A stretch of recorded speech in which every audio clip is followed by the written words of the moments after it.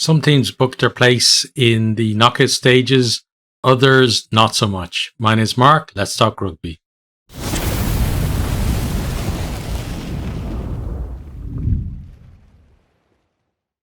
Okay, so we're going to start off Leinster 57, Gloucester 0.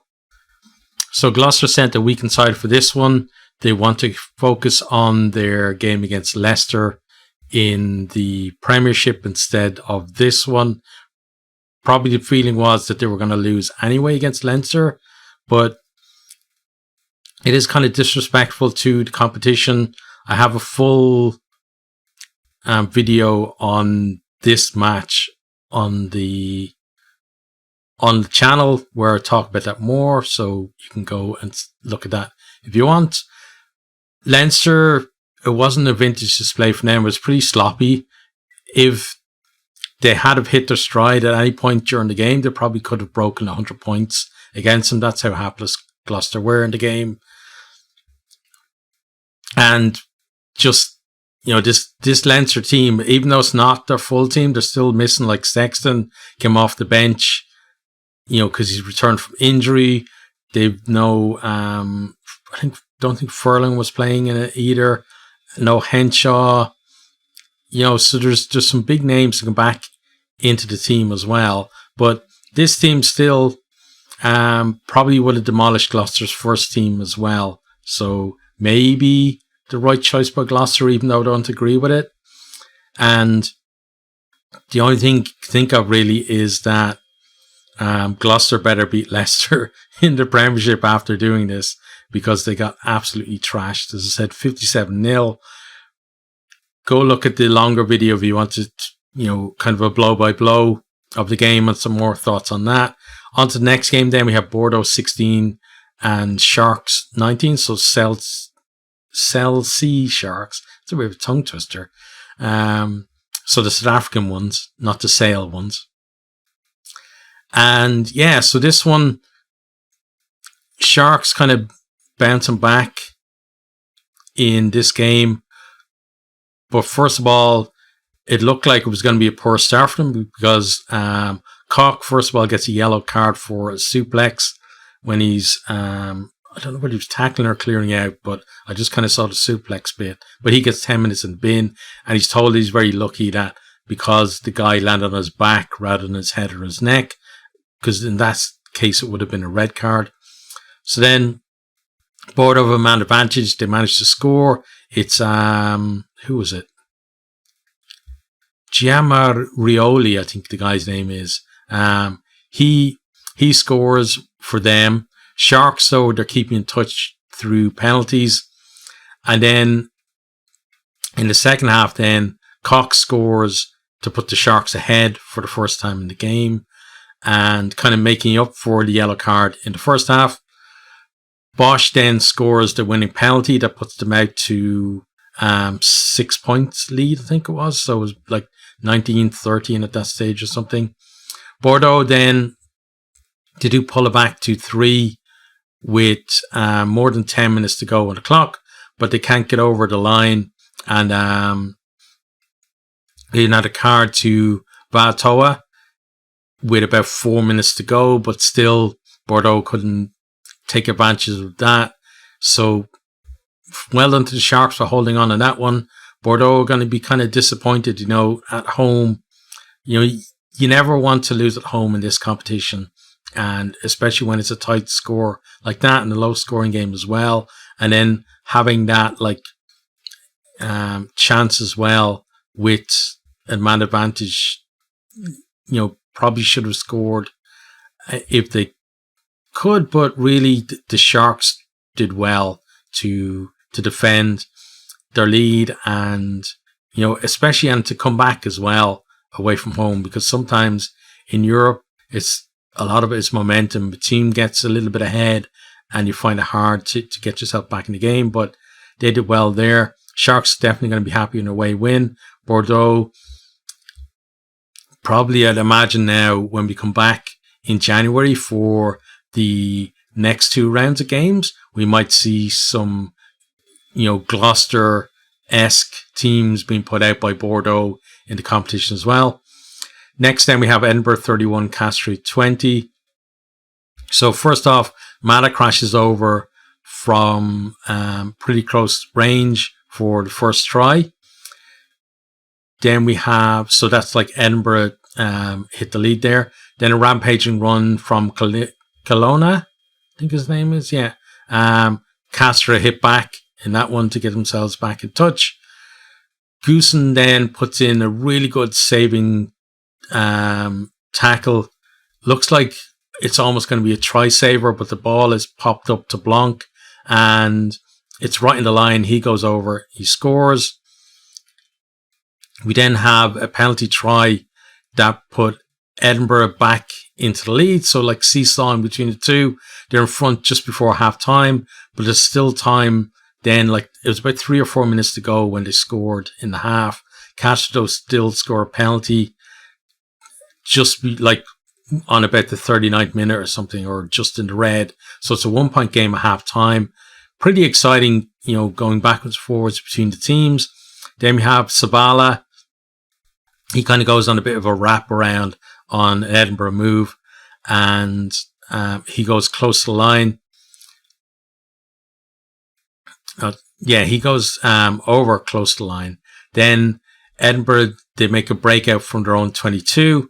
There is a there's a chip kick, and then it's gathered and then kicked on again. And then we have like a race for the ball. And the first person there is Levea. And he kind of he dives at the ball, but he never really makes any solid contact with it to ground it. So he kind of goes over the ball, and then Velicott is coming in behind him, and he's able to ground for the bonus point try for Edinburgh. Up to that point, again, it was, fairly close game. It was like, 24-13, I think, at that stage. And then that one kind of took them kind of out of reach for Castres. But then Castres do get a try before the end. So it is Sagaret. He has picks a really great line, and he goes over for them. Like just, the line that he picked just meant that he could sail through the defense, because they were kind of drifting one way, and his line just took him through a gap and past the cover as well. But from there, then they couldn't mount a comeback. So decent win for Edinburgh. We know that they can play rugby, and they're fairly good with ball in hand, attacking. And we saw as well their counter-attack play there too. Castres, again, gonna have to see what they're gonna do from here. Whether they're gonna, try and focus on getting into the knockout stages or not.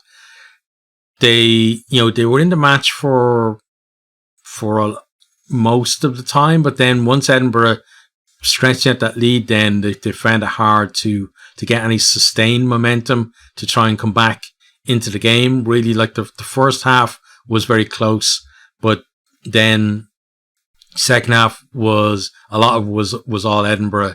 And even when Castres were attacking, you still felt that Edinburgh had that chance to break out and to get the scores the way they did as well. So Edinburgh definitely going to be happy with the win there. Next time we have Exeter 44, Bulls 14. So a big win against the Bulls, and Exeter really bullied them actually, and you don't really see that with the Bulls, like with the pack getting kind of pushed around and bullied, but that kind of happened a lot in this game. So first off, we have actually like Bulls start out well. So Jacobs, he sailed through a gap and he gets the first try on the board for the Bulls, puts them into the lead. But then Ewers barrels over for Exeter, and then we have a Cowan-Dickey from the back of a maul actually.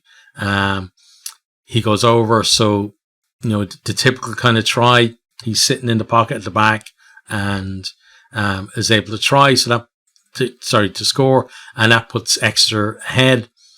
Then we have another maul try from him, and the Bulls really are struggling to stop the Exeter maul when they get going. That, normally their maul defense is pretty good, but Exeter just are experts at that, and they know how to get the momentum, and their setup is so slick, and it's really hard. Like, once they get any momentum at all, it's very hard then to actually stop them. So you really got to stop them dead at the start, and Bulls weren't really able to do that. Then we have Slade. He goes over for the bonus point try just before the half time. So already bonus point to Exeter in the first half. I was expecting this game to be a lot closer than it was. Then Cowan-Dickey completes his hat-trick just after half-time and kind of dispels any chance of really a Bulls comeback at that stage. We then have Smith, like his try for the Bulls was like, it was something special, because like the ball, there's a little kick over, a dink over, and it's one of these where the ball bounces back towards the way it's come. So he's kind of running into the ball, and then it kind of spurts almost past him, and he just reaches up with one hand and plucks it out of the air as if it's nothing and goes over. Like, it was a really good take for him, and it was nice to see as well the Bulls getting another try there before the end. But then the last say goes to Exeter. So we have Kata. He finishes his move on the left wing and completes the route. So Exeter looking good, like they're looking like the side that were their winners about 2 years ago, right? So they're looking kind of in that form again. Like, they haven't really shown that in the Premiership. So if they can sustain that, they're going to be dangerous in the knockout stages. Bulls, they're going to have to recover from this quickly, and they're going to definitely be looking to secure their place in the knockouts, but it's going to have to be a better performance than this. Next time we have Leicester 23, Clermont 16. So first of all, we have a couple of penalties from Balao. So he puts Clermont ahead. Then we have a break off a maul to release Wisa, and he shows some nice pace and power to finish. We then have a driven maul from a line out, and Montoya, he stretches out to score for the Tigers, and that nudges them into the lead. Then Potter goes over in the corner, but it's ruled out because there's a forward pass earlier in the move. But basically they went from fairly deep, but Watson, he had a great run in the build up to that as well. He I don't know how he did it. Like, he kind of stepped through a bunch of would-be tacklers, and it was just really nice feet and great change of direction as well from him. But it was all for nothing because we're brought back. Leinster though do stretch their lead out, but it's from the tee. And then we have Newsom then with an amazing solo effort. He has a great step to break the line, and then just shows nice pace as well to finish. And at that point, then it's looking like Leicester probably gonna go on to win. And then we have an important intervention though. So Atkinson puts in a great covering tackle, and then Kelly comes in as well and somehow gets his ball or gets his hand under the ball, and they manage to hold it up. And without that, maybe we could have been looking at a draw, or possibly Clermont nicking it as well. But then Clermont do then get their try right before the end. So this one is Bezzy goes over for them. They claim the losing bonus point, but at that stage then there's only 2 minutes to go. Whereas if they had got the one before that, where it looked like it was definitely going to be a try for them until the cover got back there, they might have been able to pull off a draw on that one. But losing bonus point for them. Leicester get the win, and no, I'd say Leicester are going to be pretty happy with that. Like Clermont, we know that they're always competitive in this competition. They take it very seriously, and the losing bonus point is probably going to help them to get themselves into the knockout round and get a fairly decent placing. Leicester, they haven't been going great in the Premiership, but they're showing form in Europe now, so they're going to be, pretty delighted with it, a win there, because you're not guaranteed, even if you are at home, a win against Clermont in this competition. Next, then we have Lyon 20, Saracens 28. So first off, we have Saracens are playing with advantage, and there's a crossfield kick by Farrell, and Maitland just kind of, he has like a one-handed take, just plucks it out of the air, and plucks it out of the air, and then he's getting pushed into touch, and he then offloads at the back as well, and it almost leads to the opening try, but they can't finish it off. But then we're playing advantage, and Lambie gets a yellow card because just before Saracens went to the left, on the right hand side, he collapsed them all, and it was very close to the line, so he gets a yellow card for that. Sarries then drive over a maul shortly after. George is the scorer for that one. We then have Bonneau. He gets the second. So Saracens pretty much exploited the space that they had with the extra man, and they identify space in the left wing. He goes over, and Farrell with a nice pass to put him through as well. So it looks like, Saracens starting the game really well, but then Lyon kind of wake up, and Carbash, he crashes over, and Lyon start a bit of a comeback then. And Carbash then, he pops up out in the wing to score a second. So the first one was, typical kind of front rower try, just going over from close in. And then the second one then was like, he somehow finds himself in the left-hand wing position, and he's able to get in the corner. There wasn't much cover there, luckily for him, because it didn't look like he was going to run too much further, but he did well to score. We then have a loose kick from Sarries, and Nakitaki or Tachi, he gathers it, and he releases Fletcher Smith, and he runs it in from halfway.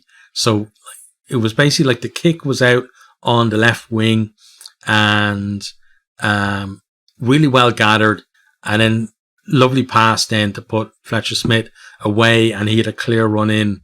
I think there was cover coming across, but he just had too much gas. He gets into the corner. Lyon hit the front then, so really nice comeback from them.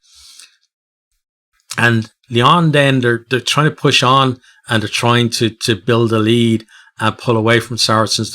They're applying a lot of pressure, and Sarries almost get caught playing the ball in their own 22.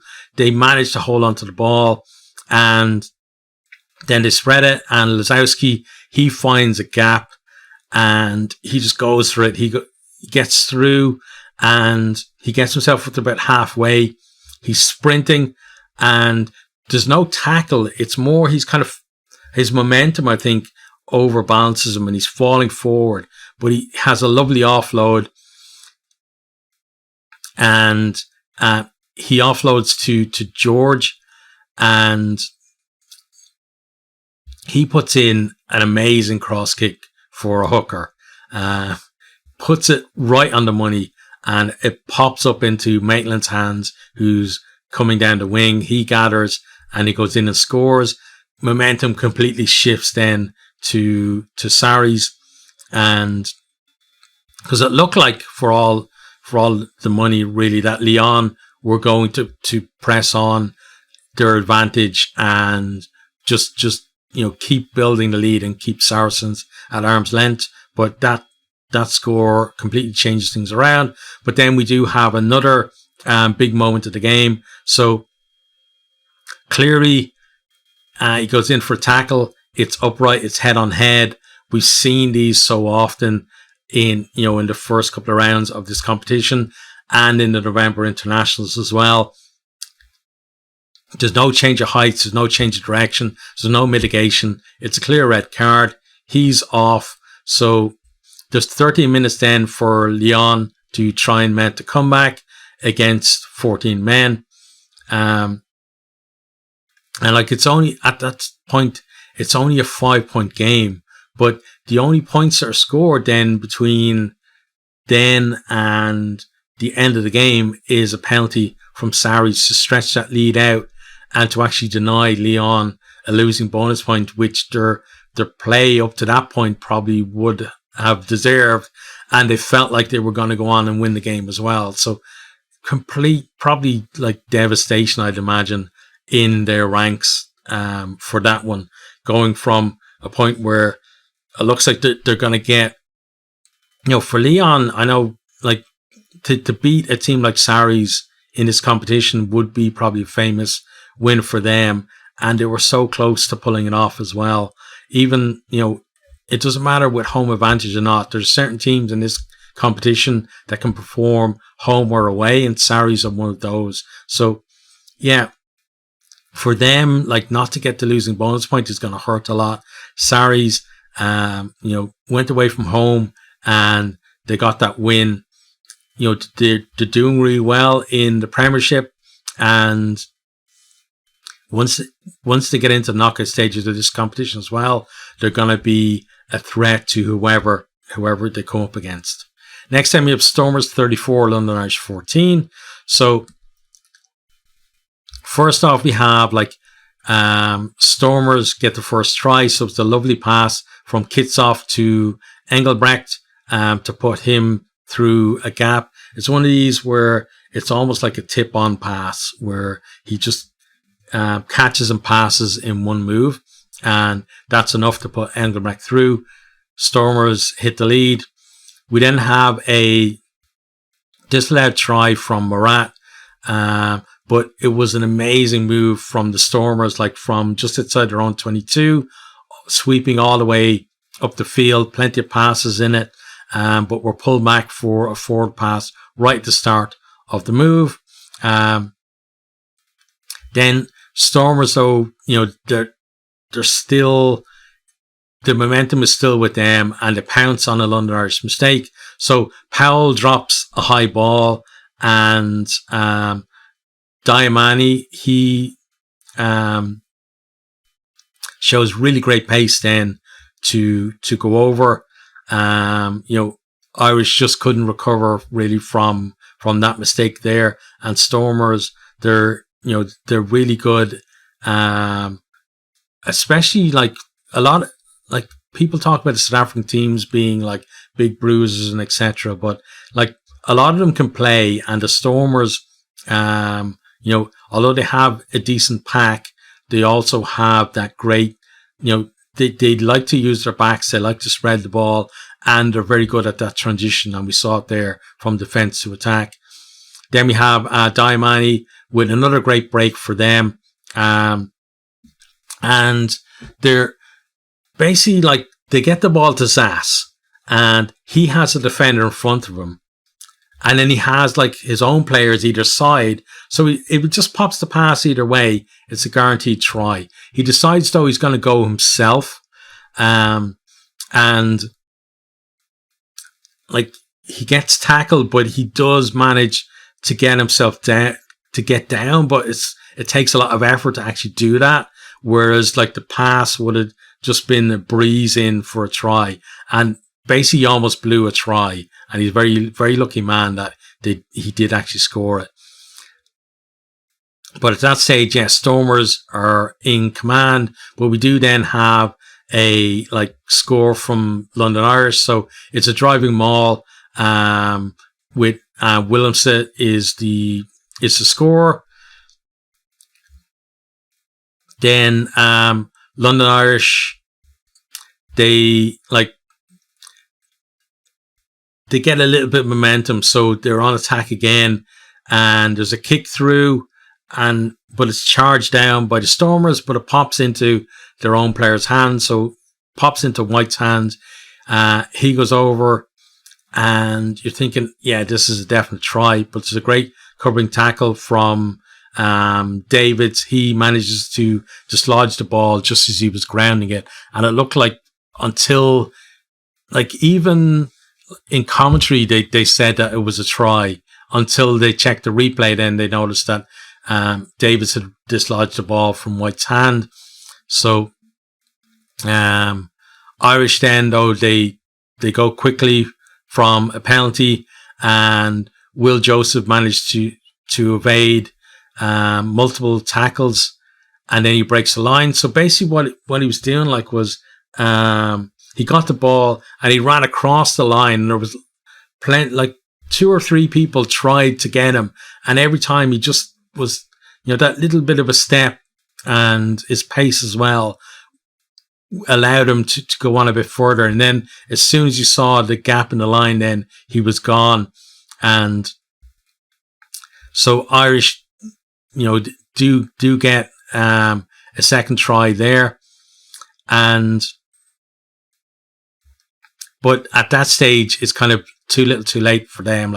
The game's already gone. Stormers have it wrapped up, and then we have a Pokamela maul try for the bonus point for Stormers, with the clock was in the red at the point where they scored that. So right at the end, Stormers were able to go after that bonus point try, and they got us. So Stormers going to be very happy with a bonus point win. London Irish, not a great showing from them, and sometimes I feel for them in this competition, it's maybe the standard is a little bit too high for them.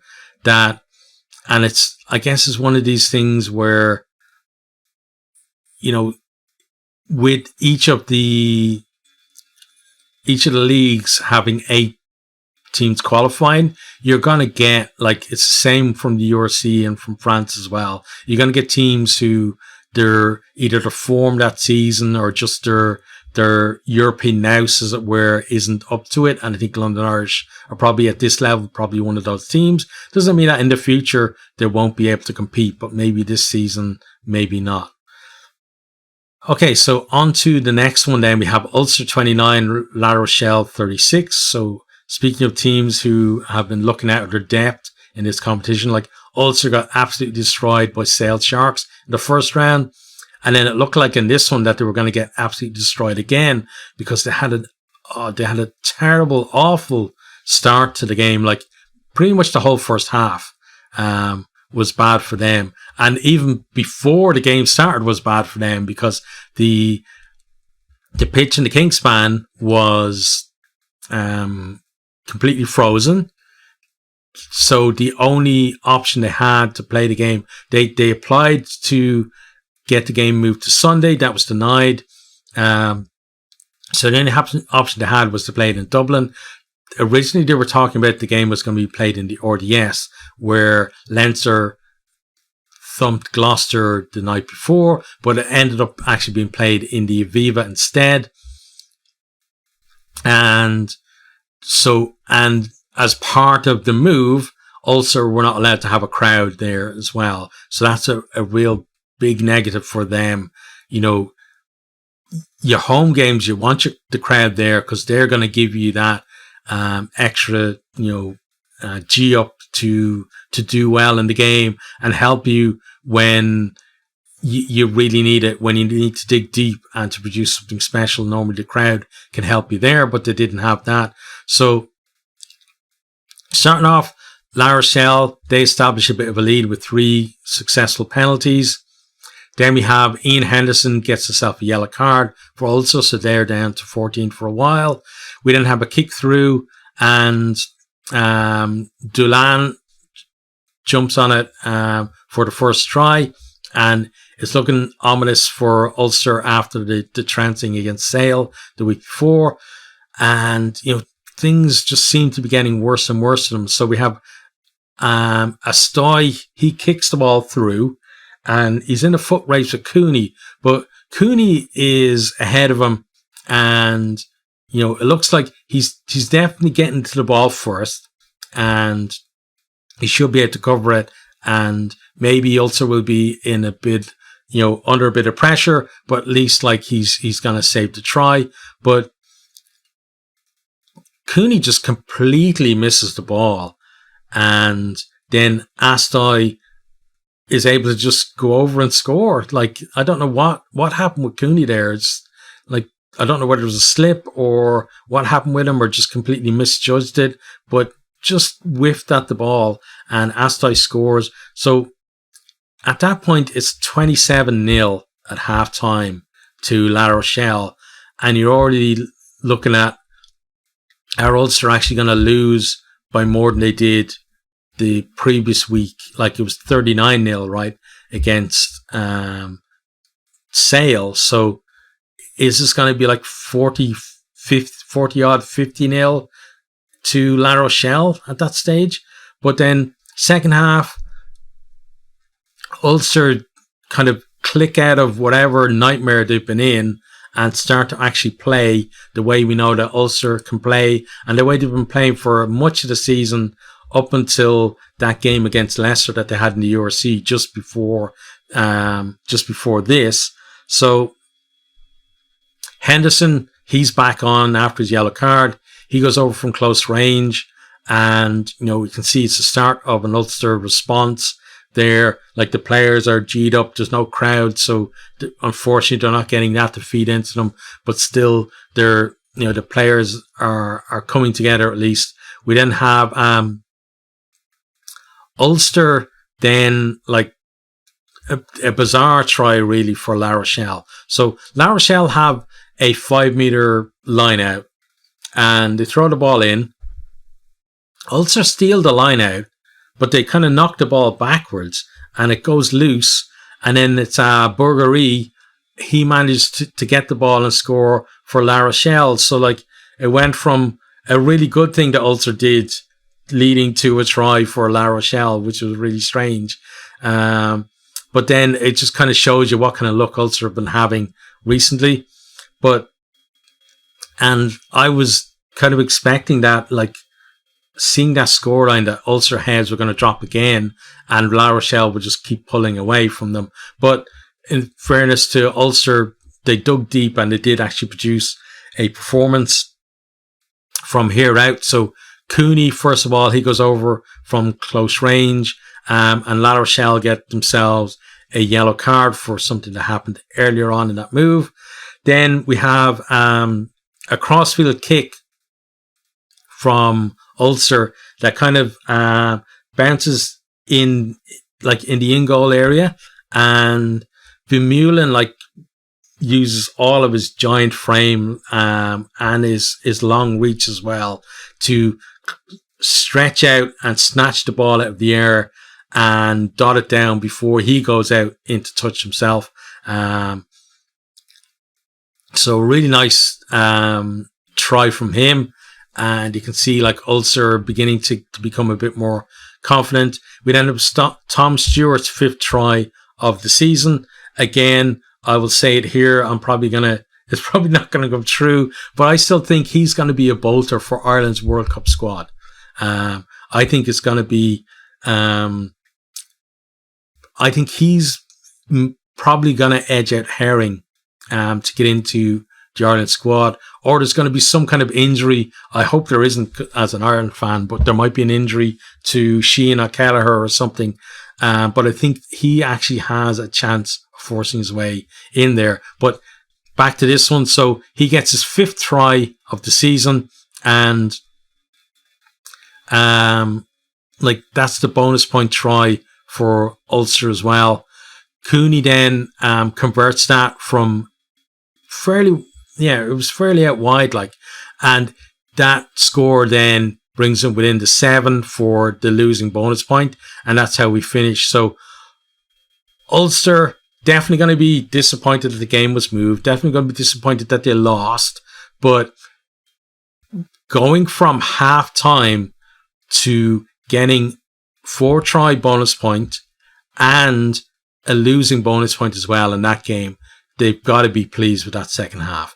La Rochelle, defending champions, they really are showing that they're kind of a new force in this competition. But they won it last year, and they're really showing that it's going to be hard to take that crown off them. They're going to go down swinging, and come the knockout stages, they're going to be a team that you want to avoid. Next time we have Montpellier 10, Ospreys 21. So this performance from Ospreys kind of come out of the blue, because most of the season they've been dire. They've had I think one or two draws, but only one win I know in the URC all this season. So there's no kind of form to base this on. And Montpellier actually hit the lead first, so they get a penalty, they get themselves ahead. Joanne then gets a yellow card for collapsing an Ospreys maul. Ospreys decide to go to the maul again, and Parry goes over for them. Then we have Williams with a really nice step and some good strength to get over for the second try. And then we have a bit of a test because Luke Morgan, he gets himself a yellow card for taking the man out in the air. But they managed to see out the sin bin period without conceding. But we do then have a try from Montpellier. So Amosa, it's one of these maul tries. He's at the back, and he puts Montpellier back within a try of Ospreys. Ospreys, though, then kind of stretch ahead again. They're deep within the Montpellier 22. They spread the ball, and Beard, his pass out to Morris was really nice. It was a skip pass, and Morris is able to ride the tackle out wide, and he goes over in the corner. And that puts Ospreys out to 21, and then they're able to hold on from there as Montpellier are trying to come back and claim a losing bonus point, but they can't. So Ospreys beating the French champions away from home, I did not see that coming at all. So fair play to the Ospreys, because I talked about last time how I want to see the Welsh teams doing well and the Scottish teams as well doing well in this competition, because they've often been seen as a soft touch in this competition and kind of fairly absent when we get deep into the competition as well. So hopefully this is a start of a nice run for the Ospreys in this, and maybe they can get themselves into the knockout stage. Montpellier going to be very disappointed to lose at home, especially they probably would have targeted this game as one to win and put themselves in a good position to get through. Next time we have Toulouse 45, Sale 19. So Sale, who had that massive win against Ulster in the first round, and Toulouse, who had that hard-fought win against Munster at Thomond Park. But then Toulouse just kind of almost putting them in their place in this one. But to start off, Toulouse were kind of struggling a bit. So Sale were putting up these high kicks, and a couple of times Toulouse just couldn't deal with them. And one time that happened then for Sale, Bevan Rod goes over. And so Sale actually start out in the lead on the front foot. But then we have Flamand, he's a great line to reply for Toulouse. And, they just kind of go on from there. So we have Bye. He goes over from close range. We have to, excuse me, it has to be checked. And it kind of checked for a while, but finally it's given because I think the referee said that he might have said on-field decision was no try, but then they found a grounding. Then 2 minutes later, we have a flowing move from Toulouse, and it's finished by Dupont. Just Toulouse at their best, lots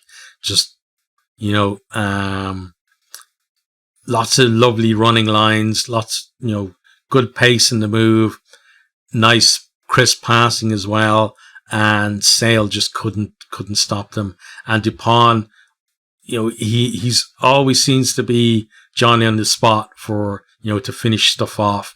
And that's one of the reasons why he's so good. His tracking runs to make sure that he's there to support are just so great. Next then, though, Sale do get themselves a second score just before half time, and they make it a 7-point game. So it gives them a little bit of hope. At half time, they're probably talking about, building on that and working their way back into the game and threatening to lose. But that hope that they had is extinguished ruthlessly by Toulouse in the second half. So the first minute of the second half, we have a penalty try and a yellow card to McGuigan. Basically tackled Ramos without the ball as they're both trying to claim a kick. So it's one of these kicks that's put deep into the in-goal area, and Ramos is going. Both of them are going for the ball, but I'm not sure whether Ramos is going to get there. I guess the referee decided that he was, because otherwise he wouldn't have a penalty try. But McGuigan tackles him rather than going for the ball. So 10 minutes in the bin for him, and Toulouse, as I said, starts stretching out that lead. Then we have another kick through from them, and it's another try. So this time Dupont wins the race to the ball, and he comes from behind 2 or 3 of his own players to actually get there first. And it still looked like the Sale player was probably going to get there before him, but he just kind of launches himself at the ball and is able to get his hand there first. And it just shows the desire that he has. And again, it's one of the reasons that kind of sets him apart from other players, that he just has that little bit extra in situations like that to be able to produce something for his team. We then have a turnover try. So Sale were on the attack. Toulouse managed to turn it over. They turn on the style as well. Suzanne finishes that one in the corner. Another really nice flowing move from them.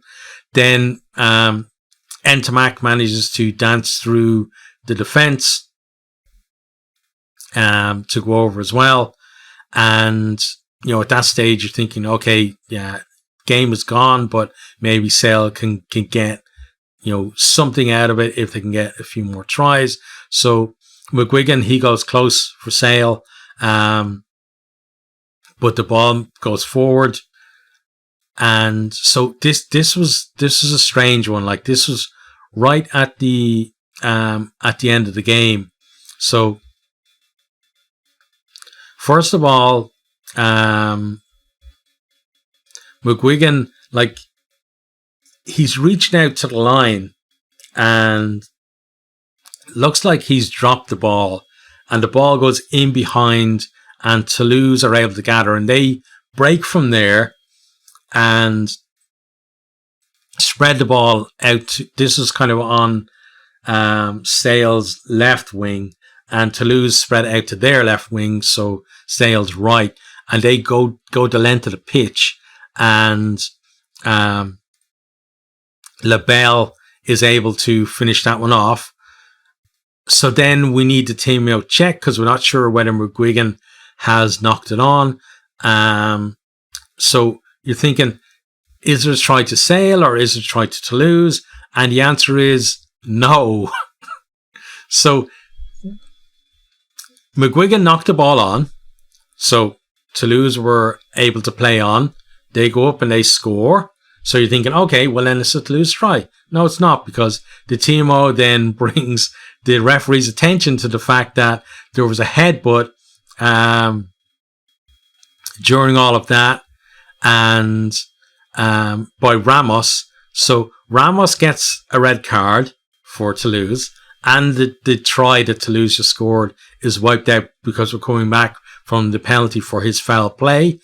And so then clock is well into red at this stage, because like we've had, I think it was even in the red when like potentially McGuigan was trying to score the first time. But then Sale managed to score a final try of the game through Hill with the clock, as I said, well into the red. So, you know, a bit of a consolation for them, but they probably would have hoped to gotten a losing bonus point out of this one. Toulouse, 2 from 2 for them. So pretty much you can put them into the knockout stages. Now, they're obviously, you know, they're not Kings of the Year for nothing. They're going to want to go on and to get a better seeding for that as well. Sale, coming from a really big win to, you know, not an insignificant loss here. They probably still should get through to the knockout stages, but there's still work to do for them. Next, then we have Northampton 6, Munster 17.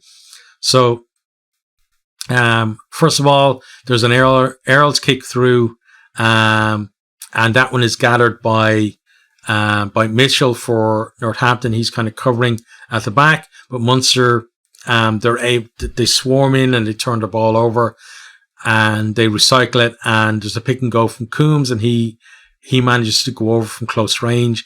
And Coombs really does have that ability to make that last really difficult meter right at the line. You know, a lot of the time you see players getting held up or getting pushed out at that point, but he seems to have that ability to get down, get his body very low so it's hard to get under him, and also, you know, use his bulk and his momentum as well to get himself over the line. And he's really seems to be a specialist at that. So Munster ahead, and then we have a second try from Coombs. So he peels off the back of a line-out move, and Byrne in the line-out does really well to get the ball to him, because he had to improvise a pass to get it into Coombs' hand. Coombs then crashes over in a one-on-one, and Munster looking good. We then have a massive brawl, and, you know, I didn't see the full match, but people are talking about that there was a potential eye gouge in there from Northampton, and a choking incident as well. The referee decides that 2 yellow cards are all that are needed, one for Jack O'Donoghue and one for Lewis Ludlam, because they started kind of a bit of a scuffle, really. It was only handbags between those two, but they, for basically inciting everything else, they're the ones that get yellow cards. But we may, you know, hear sightings about the other things that happened in the melee. We'll just have to wait and see on that. We then have another talking point in the game where there's a tackle in the air from Casey on Ram, as it was basically right in the corner, and it was a crossfield kick. Ram jumped up to collect it, and Casey comes out underneath him and cleans him out. Referee decides that it wasn't a probable try, which is kind of the test for whether it's going to be a penalty try or not. The commentators didn't agree with him at all. I'm not sure whether Munster's cover would have got over for it or not, but no penalty try, 10 minutes in the bin for Casey. Munster are down to 13 at that point because the two boys that got yellow cards for the scuffle earlier, they're still in the bin. But they managed to keep Northampton out for that period. They get themselves back to 15 players, but then they concede another yellow card. So this time it's Carberry, close to their own line, no arms tackle, and back to 14 for them. But they do put in a great defensive shift to see out the game from there. Northampton can't make the extra man tell. So, Munster, decent performance last time against Toulouse, but a loss. A good performance here to get this win against Northampton. And they seem to be coming into form at the right time for this competition at the minute. They are going to have to improve on this, though, if they want to go deeper into the competition. Northampton losing at home and not even being able to, score a try, especially with that man advantage towards the end.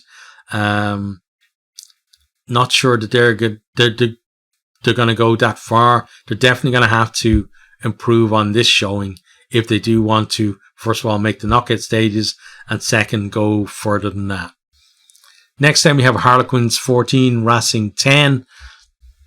So this was the last game of the weekend in the Heineken Cup. So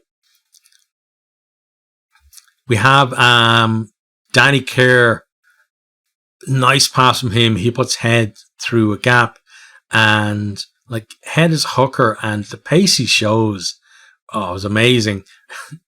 And it was basically from the 10-meter line, and he just gets himself through the gap and shows a great set of wheels, and nobody's catching him. Goes over for the try, puts Harlequins ahead. Russell then keeps Racing in touch with a penalty from the tee, and then they actually go ahead. So it's Kamika. He goes over from close range, just in the stroke of half-time for them. And Harlequins, though, they hit back. It's Esterhazen. So he cuts back and goes over. TMO checks and he confirms the grounding. And, the game is still pretty tight at this stage. We're at it's 14-10 to Harlequins, so anybody's game. But then we have a tip tackle from Kamakamika. So the try hero from earlier, he gets himself a red card. Tip tackle, player lands on his neck. And, wherever about the controversy about those tackles, when the law was first introduced, people know he can't do that now. And it's a definite red for that, no arguments.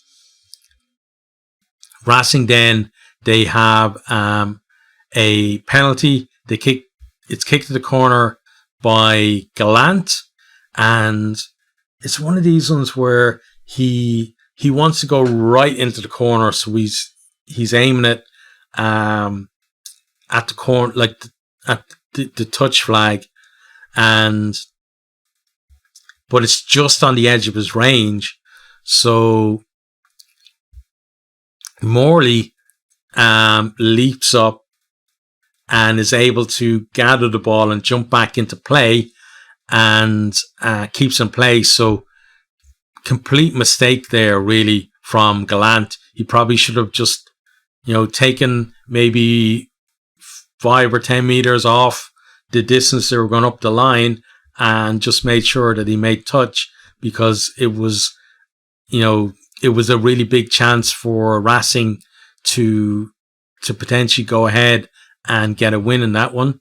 And especially Harlequins, they were looking really nervous, and they kept giving Racing chances to actually get that score that would get them the win.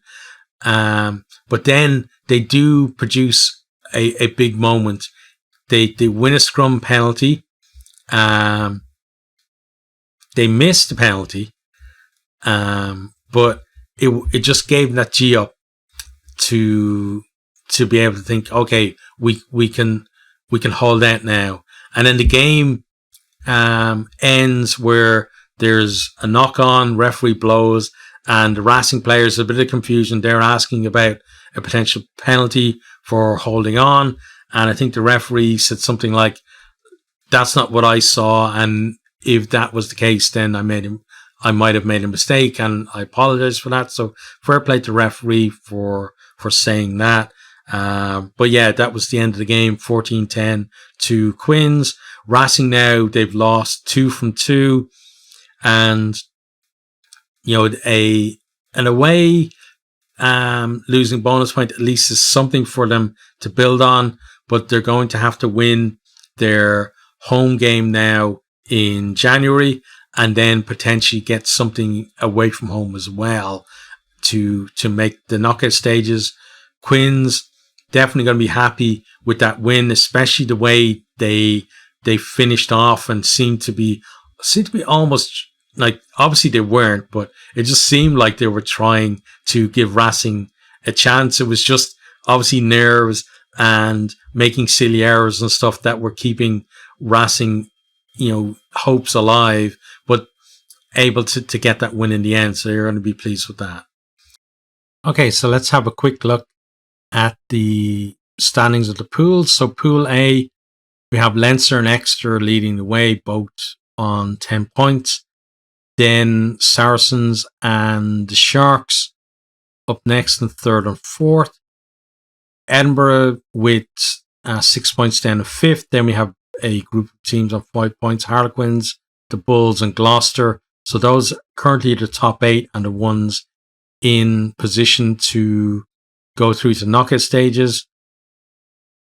Just outside then we have Bordeaux and Lyon. And we have the bottom 2, Racing and Castres.